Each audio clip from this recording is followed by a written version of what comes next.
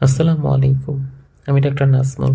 আজকে আপনাদের সাথে প্রেগন্যান্সি পিরিয়ডে বিড়ালকে ঠিক কী কী খাবার দেয়া যাবে না সেই বিষয়টা সম্পর্কে আমি আপনাদেরকে একটা ধারণা দেওয়ার চেষ্টা করব। প্রেগন্যান্সি টাইমটা কিন্তু বিড়ালই বলেন আর হিউম্যান বলেন, এই সবগুলোর জন্য একটা কমপ্লিকেটেড স্টেজ। এই টাইমে সাধারণত অনেক রুলস রেগুলেশন এগুলো মেনটেন করতে হয়। দেখা যায় যে একটু হেরফের হলেই, কারণ বডি তো অলরেডি নাজুক একটা অবস্থায় থাকে, আপনিও যদি কোনো কারণে অল্প একটু হেরফের করেন তখন এই কন্ডিশনটার সাথে মা আর মানিয়ে নিতে পারে না। ওটা হিউম্যানের মাও মানিয়ে নিতে পারে না, অথবা বিড়ালের মাও মানিয়ে নিতে পারে না। দুইজনের ক্ষেত্রে এটা খুব নর্মাল একটা কেস হয়। তো আজকে আমি আপনাদেরকে জানানোর চেষ্টা করব ঠিক প্রেগনেন্সি পিরিয়ডে কোন কোন খাবারগুলো দেয়া একদমই উচিত হবে না, কি কি খাবার দিবেন এটা নিয়ে আলাদা ভিডিও আছে, আপনি চাইলেই সেটা দেখে আসতে পারেন। তবে আজকের ভিডিওতে বলবো কোন কোন খাবারগুলো দেওয়া যাবে না।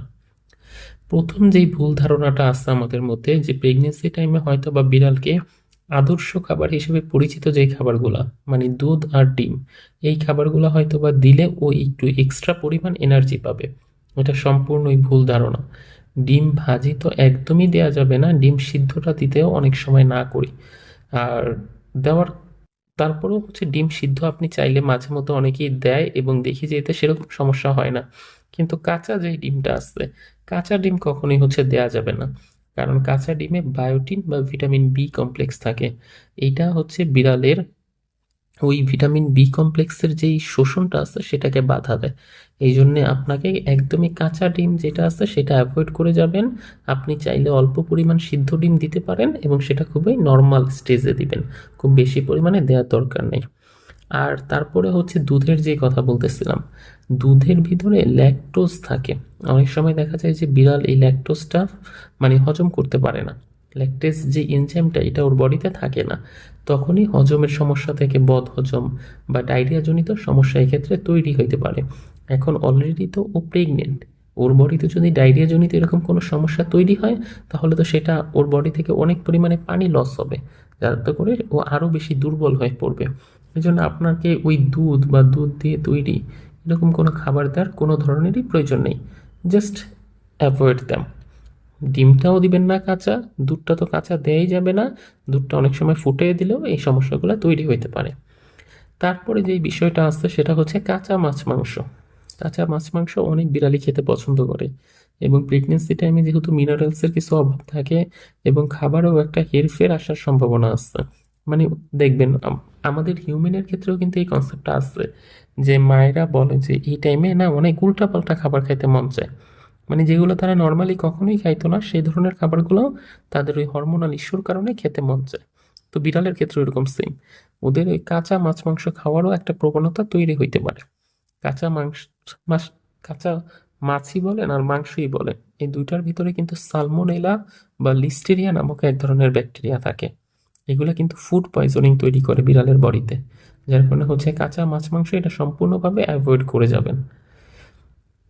তারপরে ধরুন যে আরেকটা বিষয় যদি বলতে চাই, যে অনেক সময় দেখা যায় ওরা যখন আমাদের চারপাশে থাকে তখন আমরা ওদেরকে পেঁয়াজ, রসুন বা কাঁচামরিচ, আমরা যে খাবারগুলোতে ব্যবহার করি এগুলা, এই খাবারগুলোই ওদেরকে খেতে দিই, এবং এক্ষেত্রেও দেখা যায় যে ওদের ওই হজমে সমস্যা তৈরি হয়। সাধারণত পেঁয়াজ, রসুন বা কাঁচামরিচ এগুলো ওদেরকে দেওয়ার দরকার নেই। এগুলা সাধারণত ওদের বডিতে ব্লাড তৈরি হইতে বাধা দেয়, যার কারণে ওদের এনিমিয়া বা রক্ত স্বল্পতা দেখা দিতে পারে। এই জন্য আপনি জাস্ট লাইক একদম নর্মালি হিউম্যানের বা আপনার যে খাবার আছে এই খাবারের মধ্যে যদি পেঁয়াজ, রসুন, কাঁচামরিচ এগুলো থাকে তাহলে ওইটাকে আর দেওয়ার কোনো প্রয়োজনই নাই। তারপরে অনেক বিড়াল দেখা যায় যে মুরগির কলিজা খেতে পছন্দ করে, এবং এই কলিজা আপনি দিতে পারেন সিদ্ধ করে খুব অল্প পরিমাণে প্রত্যেকদিন দেওয়া, এটা ভালো।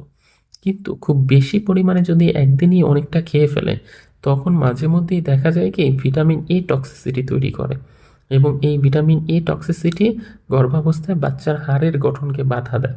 তখন আবার সেখান থেকে আরেক সমস্যার মধ্যে আপনি চলে যাবেন।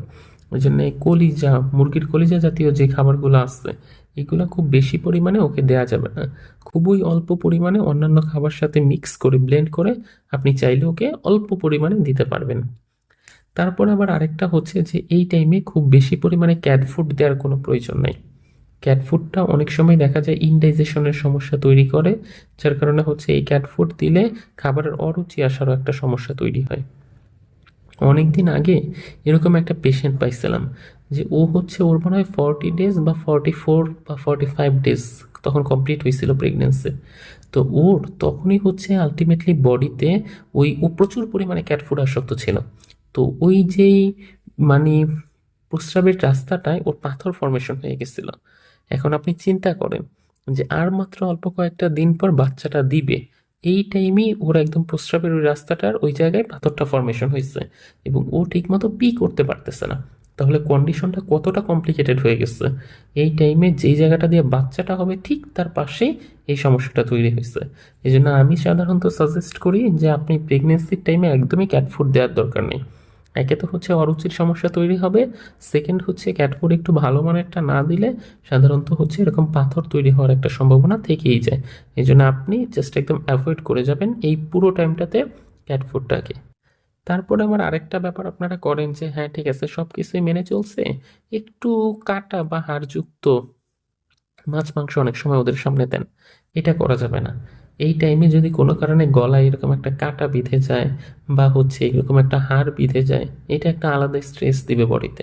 বুঝতে পারছি, এটা বের করা যাবে না এমন না, বের করা যাবে। নর্মালিই করি বা অপারেশনের মাধ্যমেই করি, কিন্তু আলাদা তো একটা স্ট্রেস তো বডি পাচ্ছে।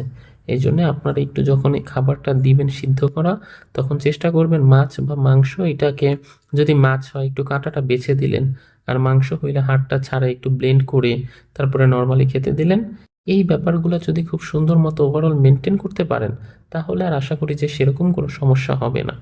এই খাবারগুলো জাস্ট একটু অ্যাভয়েড করে যাবেন এবং বাদবাকি অন্যান্য যে আমাদের একটা খাবারের ভিডিওই আসছে, আপনি কি কি খাবার ওকে এই টাইমে দিতে পারবেন, সেই ভিডিওটা যদি একটু ফলো করেন তাহলে আশা করি যে ও একদম সম্পূর্ণরূপে সুস্থ থাকবে।